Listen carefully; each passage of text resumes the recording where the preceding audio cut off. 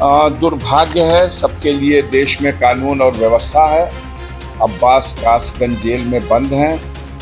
उनकी कई 4 मुकदमा तो मऊ में चुनाव के दौरान उनके खिलाफ लिख दिया गया आचार संहिता उल्लंघन का। 2-3 मुकदमे और उनके ऊपर हैं। जब वो नेशनल चैंपियन हुआ था, गोल्ड मेडल मिला था उसको निशानाबाजी में, तो उसने अपने लाइसेंस को, जो यूपी का लाइसेंस था, दिल्ली ट्रांसफ़र करा लिया था। उसमें क्या कमियां रह गई उसको आधार बना के एक मुकदमा, एक वहाँ की लखनऊ की एक ज़मीन को लेकर एक मुकदमा, एक गाज़ीपुर की किसी ज़मीन को लेकर मुकदमा, ये सब लिखवाया गया है।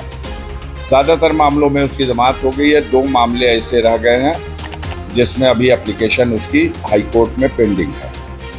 इसमें उसको शामिल कराने के लिए सीधा सा है कि पेरोल का नियम है कि पुलिस कस्टडी में किसी के परिजन की अगर इस तरह से मौत होती है तो उसके दाह संस्कार या मिट्टी में शामिल होने के लिए किसी को दिया जा सकता है।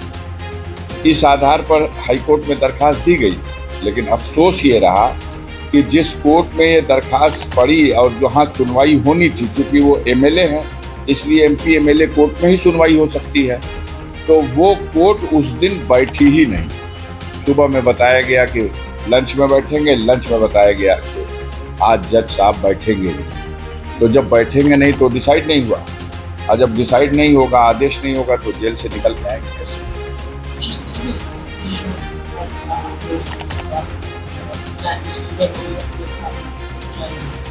नहीं, ये तो हमारी लीगल टीम इस पे विचार कर रही है। सुप्रीम कोर्ट में एक मैटर ऑलरेडी मुख्तार अंसारी के बेटे उमर ने कर रखा है कि मेरे पिता को यूपी की जेल से किसी दूसरी जेल में शिफ्ट कर दिया जाए।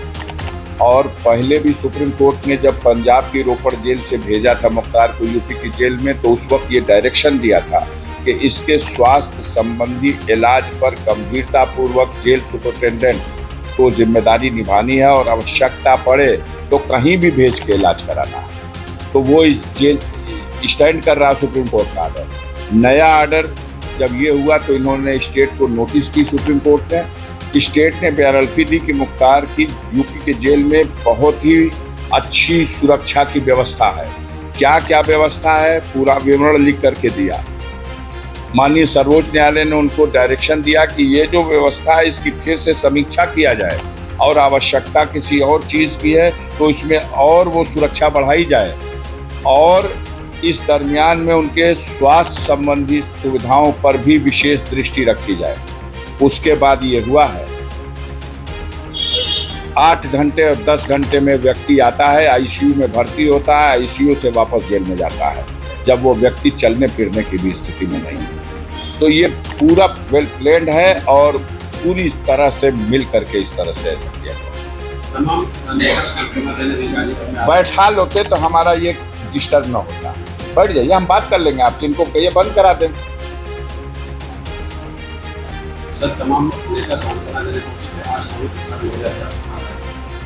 स्वाभाविक है, स्वामी प्रसाद मौर्य उत्तर प्रदेश विधानसभा के सदस्य रहे हैं, उत्तर प्रदेश विधानसभा में मंत्री रहे हैं। मुख्तार अंसारी उत्तर प्रदेश विधानसभा में 1996 से लेके 2022 तक विधायक रहे हैं। 25 सालों तक वो लाखों जनता का प्रतिनिधित्व करते रहे हैं। तो उनके एक सदन के सदस्य इतनी लंबी अवधि तक, बहुत दिनों तक उसी पार्टी में जिसमें स्वामी प्रसाद मौर्य थे उसी में मुख्तार अंसारी भी रहे हैं। तो एक ऐसी दुखद घटना है, आम लोग विचलित हैं, और उसी कड़ी में स्वामी प्रसाद मौर्य भी अपनी संवेदना व्यक्त करने के लिए आए थे।